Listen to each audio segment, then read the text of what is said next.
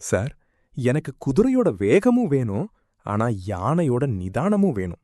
அப்படி ஒரு முதலீடு இருக்கா? இது கோயம்புத்தூர் மருதமலை அடிவாரத்துல இருக்கிற ஒரு பூங்காவுல வேலுச்சாமி பெரியப்பா அவங்க தம்பி மகன் சத்யா கிட்ட கேட்ட கேள்வி. உங்கள நிறைய பேருக்கும் இதே சந்தேகம் இருக்கலாம். பங்குச்சந்தையில இருக்கிற லாபமும் வேணும், ஆனா நஷ்டம் வந்தா தாங்குற அளவுக்கு பாதுகாப்பும் வேணும்னு நினைப்பீங்க. அப்படிப்பட்டவங்களுக்கான ஒரு சூப்பரான முதலீட்டு திட்டம் பத்தி தான் இன்னைக்கு நம்ம கதையில பார்க்க போறோம். வாங்க கதைக்குள்ள போலாம். அன்னைக்கு மாலை நேரம் ரொம்ப ரம்யமா இருந்தது. மருதமலை காத்து ஜில்லுன்னு வீச தூரத்துல கோயில் மணி சத்தம் கேட்டுட்டு இருந்தது. சத்யாவும் வேலுச்சாமி பெரியப்பாவும் பெஞ்சில் அமர்ந்து பேசிக்கிட்டு இருந்தாங்க. பெரியப்பா ஆழ்ந்த யோசனையில் இருந்தார். சத்யா கிட்ட மெல்ல ஆரம்பிச்சார். சத்யா, நீ போன வாரம் அந்த ஈக்விட்டி பத்தி சொன்னப்போ அது ரொம்ப வேகமா ஓடுற குதிரை மாதிரி தெரிஞ்சுது. லாபம் நிறைய வரும், ஆனா எப்ப வேணா கீழே விழலாம். ஆனா அதே சமயம் டெப்ட் பத்தி சொன்னப்போ அது ரொம்ப நிதானமா நடக்கிற யானை மாதிரி தெரிஞ்சுது. யானை மேல உட்காண்டா பாதுகாப்பு, ஆனா வேகம் கம்மி. பெரியப்பா சத்யாவோட கண்களை பார்த்து ஒரு ஏக்கத்தோட கேட்டார். எனக்கு என்னவோ அந்த குதிரையோட வேகமும் வேணும், ஆனா யானையோட அந்த பாதுகாப்பும் வேணும். இது ரெண்டும் கலந்த மாதிரி ஏதாவது இருக்காப்பா? இல்ல நான் ரொம்ப ஆசைப்படுறேனா? சத்யா மெல்ல புன்னகித்தான். பெரியப்பா, நீங்க கேக்குறது ரொம்ப நியாயமான ஆசைதான். உலகத்துல யாருமே நஷ்டப்பட விரும்ப மாட்டாங்க, ஆனா லாபத்தையும் விட்டு கொடுக்க மாட்டாங்க. உங்களோட இந்த தேவைக்காகவே ஒரு அற்புதமான விஷயம் இருக்கு. அதுதான் ஹைபிரிட் மியூச்சுவல் ஃபண்ட். இத தமிழ்ல கலப்பு நிதின்னு சொல்லலாம். வேலுச்சாமி பெரியப்பாவோட முகத்துல ஒரு ஆர்வம் மின்னியது. அடடி, கேக்குறதுக்கே நல்லா இருக்கே, அத கொஞ்சம் விரிவா சொல்லுடா கண்ணு என்றார். சத்யா விளக்கத் தொடங்கினான். பெரியப்பா, நாம ஒரு ஹோட்டலுக்கு போய் மீல்ஸ் சாப்பிடுறோம்னு வச்சுப்போம்.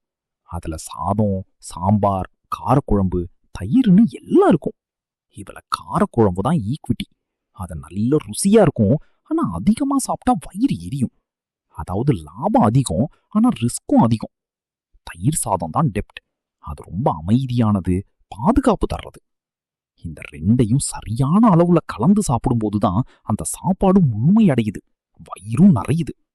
அதே போல உங்களோட பணத்துல ஒரு பகுதிய பங்குச் சந்தையிலையும் இன்னொரு பகுதிய கடன் பத்திரங்கள்லயும் போடுறதுதான் இந்த ஹைபிரிட் ஃபண்ட். இதுல 4 முக்கியமான வகைகள் இருக்கு. அத நம்ம ஊர் விவசாய முறைய வச்சே விளக்குறேன். முதல்ல வர்றது அக்ரெசிவ் ஹைபிரிட். இது எப்படின்னா ஒரு ஜல்லிக்கட்டு காளை மாதிரி. இதுல 65% 80% வரைக்கும் பணத்தை பங்குச் சந்தையில போடுவாங்க. மீதி இருக்கிற பணத்தை மட்டும்தான் பாதுகாப்பான கடன் பத்திரங்கள்ல வச்சிருப்பாங்க. இது யாருக்குன்னா, எனக்கு லாபம் நிறைய வரணும், ஆனா பங்குச் சந்தை ரொம்ப கீழே விழும்போது என் மொத்த பணமும் கரைஞ்சிடக்கூடாதுன்னு நினைக்கிறவங்களுக்கு. அந்த 25% கடன் முதலீடு இருக்கு பாருங்க, அது சந்தை விழும்போது ஒரு ஏர்பேக் மாதிரி செயல்பட்டு உங்களை பாதுகாக்கும். ஆனா இதுல ரிஸ்க் கொஞ்சம் தூக்கலாதான் இருக்கும். வேலுச்சாமி பெரியப்பா தலையாட்டினாரு. புரியுது சத்யா, அதாவது வேகமா ஓடணும், ஆனா பிரேக் போட்டா நிக்கணும். அடுத்தது கன்சர்வேட்டிவ் ஹைபிரிட். இது அப்படியே இதுக்கு நேர் எதிர். இதுல 75% 90% வரைக்கும் பாதுகாப்பான கடன் பத்திரங்கள்ல தான் இருக்கும். வெறும் 10-25% மட்டும்தான் பங்குச்சந்தையில இருக்கும்.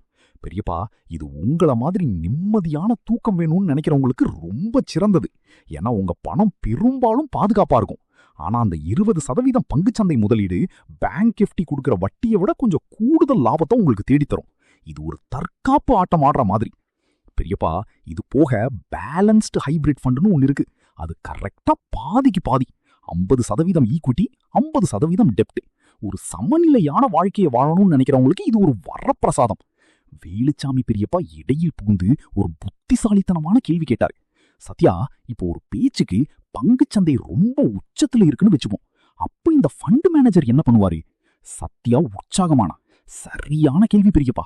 இங்கேதான் டைனமிக் அசெட் அலோகேஷன் அல்லது பேலன்ஸ்ட் அட்வான்டேஜ் ஃபண்டுகள் வருது. இவங்க என்ன பண்ணுவாங்கன்னா, மார்க்கெட் ரொம்ப துள்ளி குதிக்கும் போது ரிஸ்க் வேணான்னு ஈக்விட்டியில இருக்கிற பணத்தை எடுத்து டெப்ட்ல போட்டுடுவாங்க. மார்க்கெட் விழும்போது கம்மியான விலையில பங்குகளை வாங்குறதுக்காக டெப்ட்ல இருக்கிற பணத்தை ஈக்விட்டிக்கு மாத்துவாங்க. அதாவது ஒரு சாமர்த்தியமான வியாபாரி மாதிரி சந்தைக்கு ஏத்த மாதிரி அவங்க பணத்தை மாத்திட்டே இருப்பாங்க. சத்யா இப்போது சற்று குரலை தாழ்த்தி ஒரு ரகசியத்தை சொல்ற மாதிரி பேசினான். பெரியப்பா, இப்போ நான் சொல்ல போறது நம்ம ஊர்ல எல்லாருக்கும் ரொம்ப பிடிச்ச ஒரு விஷயம். அதுதான் மல்டி அசெட் ஃபண்ட். இதுல ஈக்விட்டி, டெப்ட் இது 2 மட்டும் இல்லாம 3ஆவதா ஒன்னு சேருது. அது என்னன்னு உங்களால சொல்ல முடியுமா? வேலுச்சாமி பெரியப்பா ஒரு நிமிடம் யோசித்து விட்டு, நம்ம ஊர்ல காசு இருந்தா 3ஆவதா என்ன பண்ணுவோம்? நிலம் வாங்குவோம், இல்லைன்னா தங்கம் வாங்குவோம் என்றார். கரெக்ட் பெரியப்பா, தங்கம் என்றான் சத்யா. இந்த மல்டி அசெட் ஃபண்ட்ல உங்களோட பணம் 3ஆ பிரிக்கப்படும். வளர்ச்சிக்காக ஈக்விட்டி, பாதுகாப்பிற்காக டெப்ட், அப்புறம் ஆபத்து காலத்திற்காக தங்கம். தங்கம் எப்பவுமே ஒரு விசித்திரமான பொருள் பெரியப்பா. உலகம் முழுக்க பொருளாதாரம் சரியில்லாதப்போ, போர் வரும்போது, இல்லைன்னா பங்குச்சந்தை பயங்கரமா விழும்போது தங்கம் மட்டும் மின்னும். இந்த ஃபண்ட்ல நீங்க போடுற பணம் இந்த 3லயும் இருக்கிறதுனால எந்த காலத்திலையும் உங்க வருமானம் சீரா இருக்கும். ஒரு வருஷம் தங்கம் நல்ல லாபம் தரும், ஒரு வருஷம் பங்குச்சந்தை தரும். இப்படி மாத்தி மாத்தி லாபம் வர்றதுனால உங்க முதலீடு பாதுகாப்பா இருக்கும். சூரியன் இப்போது மருதமலைக்கு பின்னால் மறைய தொடங்கி இருந்தது. அந்த பூங்காவே ஆரஞ்சு நிறத்துல ஜொலித்தது. வேலுச்சாமி பெரியப்பாவுக்கு இப்போ மனசுல இருந்த குழப்பம் எல்லாம் நீங்கி தெளிவு கிடைச்சது. சத்யா கிட்ட கேட்டார். சத்யா, இன்னைக்கு நீ சொன்னதை கேட்டதுக்கு அப்புறம்தான் எனக்கு ஒரு நிம்மதியே வருது. ஒரே ஃபண்டுல குதிரை வேகமும் யானை பலமும் இருக்கிறத நினைச்சா ஆச்சரியமா இருக்கு. நாம ஏன் இதையெல்லாம் முன்னாடியே செய்யலன்னு தோணுது. சத்யா சிரித்து கொண்டே சொன்னான். பரவாயில்ல பெரியப்பா, விதைக்கத் தகுந்த காலம் இன்னைக்குதான். நாம இன்னைக்கு ஆரம்பிச்சாதான் நாளைக்கு நம்ம சந்ததி அந்த நிழல்ல உட்கார முடியும். இருவரும் மெல்ல பூங்காவை விட்டு வெளியே நடந்தனர். வழியில் இருந்த ஒரு பழக்கடையில் இளநீர் குடித்துக் கொண்டே வேலுச்சாமி பெரியப்பா தனது முதல் ஹைபிரிட் ஃபண்ட் முதலீட்டை நாளைக்கே தொடங்குவதாக சத்தியிடம் உறுதியளித்தார். வேலுச்சாமி பெரியப்பா எடுத்த முடிவு புத்திசாலித்தனமானது. உங்க தேவையை பொறுத்து உங்களுக்கு அதிக லாபம் வேணுமா இல்ல அதிக பாதுகாப்பு வேணுமான்னு முடிவு செஞ்சு நீங்களும் சரியான ஹைபிரிட் ஃபண்டை தேர்ந்தெடுக்கலாம். உங்களுக்கு யானை பலம் வேணுமா இல்ல குதிரை வேகம் வேணுமா? கீழே கமெண்ட்ஸ்ல சொல்லுங்க. இந்த வீடியோ பிடிச்சிருந்தா லைக் பண்ணுங்க, ஷேர் பண்ணுங்க, மறக்காம நம்ம சேனலுக்கு சப்ஸ்கிரைப் பண்ணுங்க. அடுத்த வீடியோல சந்திப்போம்.